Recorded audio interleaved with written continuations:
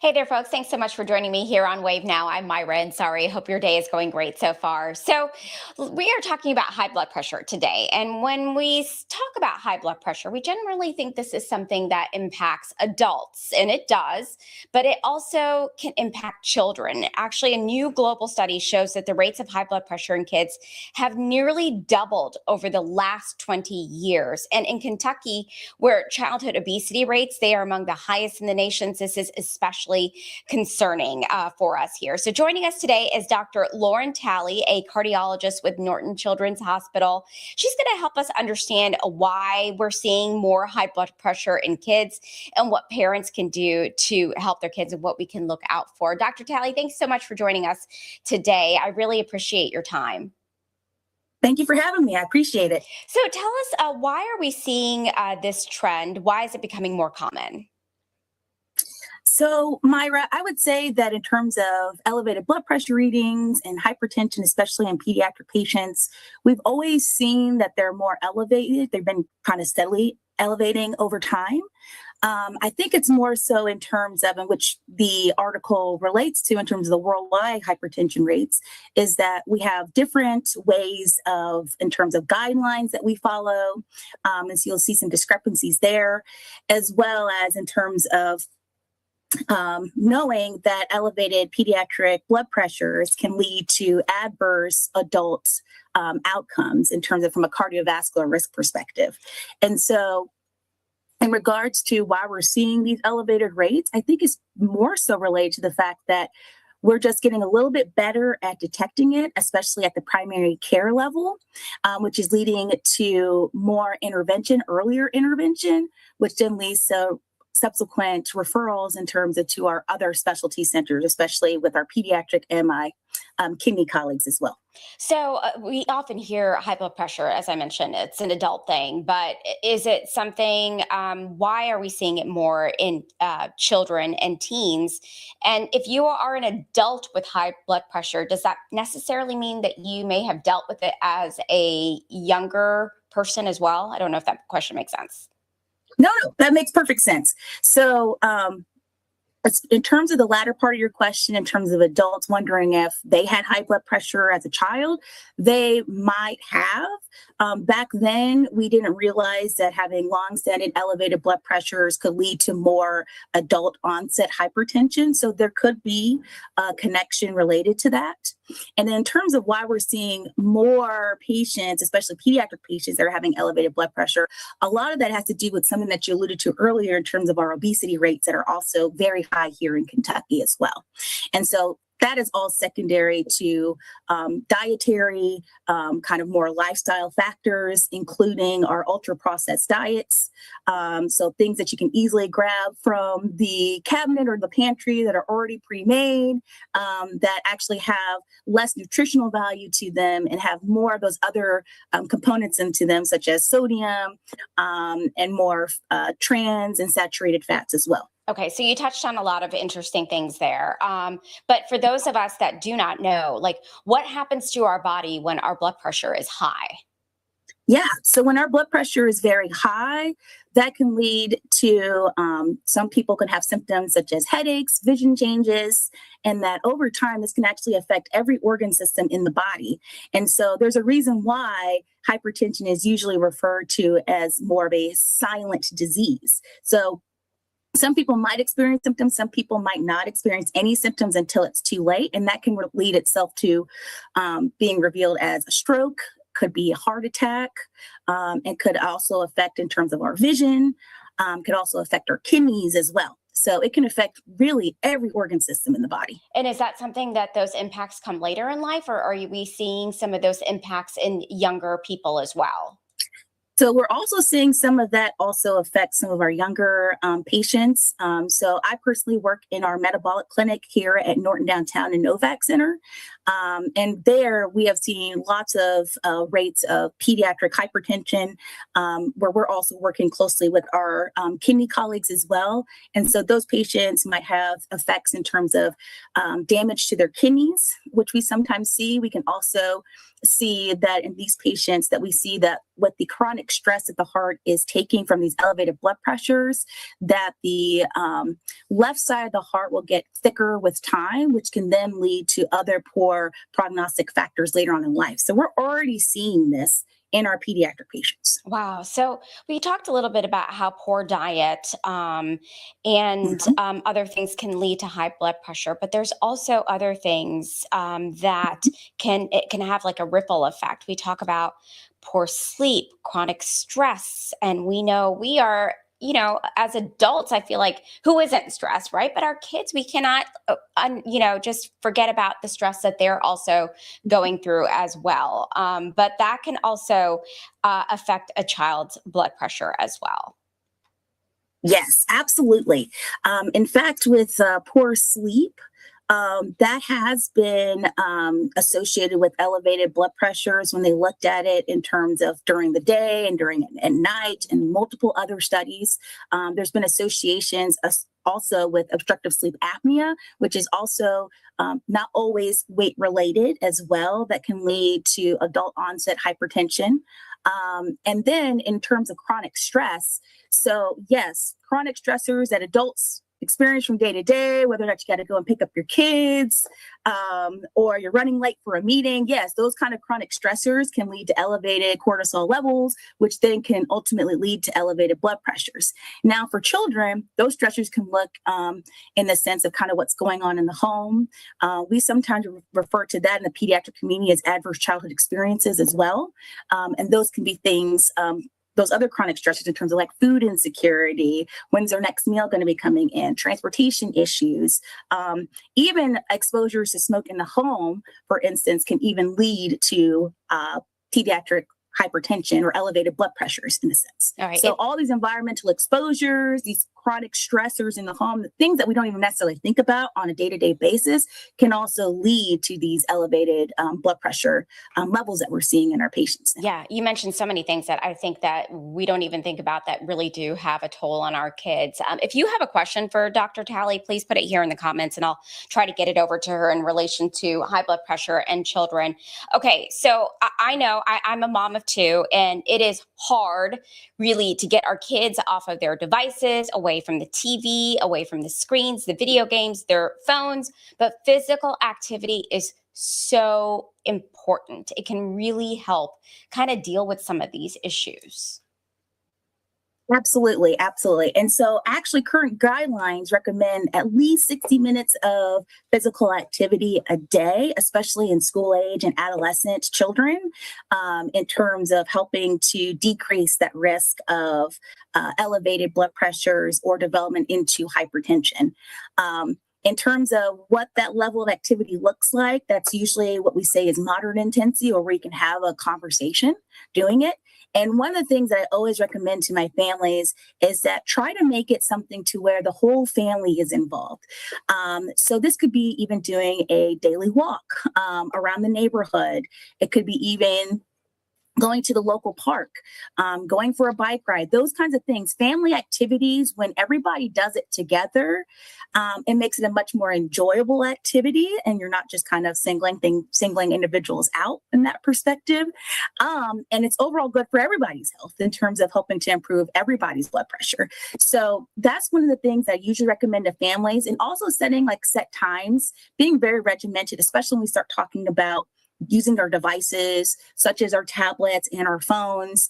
It's usually recommended to keep that to about an hour a day or less if we can. And I know people get really, really busy. And sometimes when you're at the doctor's office, it's like there's a lot going on. Yeah. And so you need just a little distraction here and there. And that's okay. I mean, we're all human in that perspective. But in terms of long-term kind of goals, just making sure that everything is kind of family oriented, even having meals together can also help a lot in terms of some of these modifiable risk factors, these kind of lifestyle factors in terms of helping to decrease our risk of developing elevated blood pressure in our children long term. So this is all kind of interesting because you mentioned that high blood pressure is kind of like a silent thing. How did you refer to it? I'm sorry. It was. Yes, so I refer to it as more of a silent disease. Silent disease. Okay, perfect. So it goes unnoticed, right? Like for a lot of folks, like there's no like, oh my God, I've got a rash on my body or my bone is broken. Like this is really, you may not even realize your kids are struggling with this. Exactly. And so some of those elevated blood pressure readings can sometimes happen like in an urgent care facility. Say that your child has the flu, for instance, and you go to an urgent care clinic and you notice that their blood pressure is high. Well, blood pressure can also be related to other things that are happening at the time. Can be, you can have a fever, you could be in pain, you could have elevated blood pressures in those situations. However, what we're trying to look at is in terms of how are we going to keep an eye on these elevated blood pressure readings is that after that initial kind of elevated reading that we see in that one particular setting, the most important thing is to have them come back to see their primary care doctor, whether or not that's their pediatrician or family physician, to keep an eye on that to see, is it always elevated, especially in the in-office setting. Now, something also very interesting is the fact that there are also the article refers to is masked hypertension. So where it's not elevated in the office, it could be elevated at home. And so that's where some of our other tools in our very deep tool belt can help in terms of trying to figure out in terms of how long that blood pressure has been elevated and kind of seeing what those overall trends are with ambulatory blood pressure monitoring, which we also have available in our clinics as well. So we talked a little bit about obesity. So if I have a child who isn't obese, can my child still have high blood pressure? It doesn't have to be like, oh, my child's overweight, so this may be something they could be struggling with. They could be perfectly in better. What am I trying to say? Normal. In terms Yes. of BMI. Thank you. Yeah. Yes, exactly. Thank you. Exactly. We definitely see those patients as well.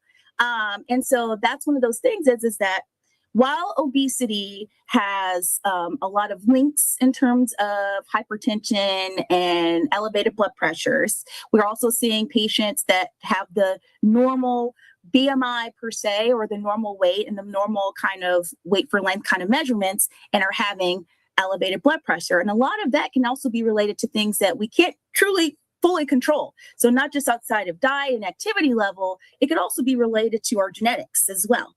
And so these are things that we can't completely control from that perspective. And so those are the kind of patients where we call it more of a primary hypertension or more of an idiopathic cause for that.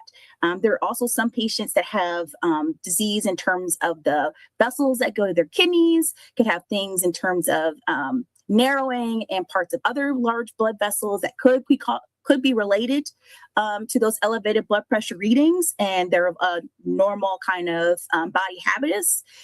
And so those are all the things that we kind of start going through in terms of figuring out in terms of why does this particular child have all of these things.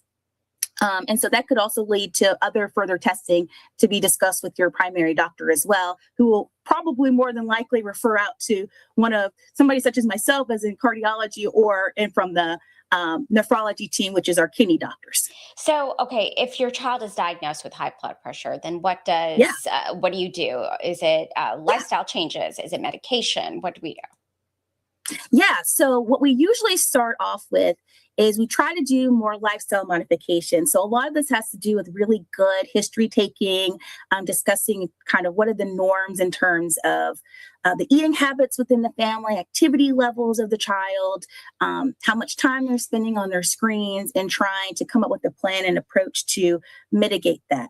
That also relates to decreasing our sodium intake as well.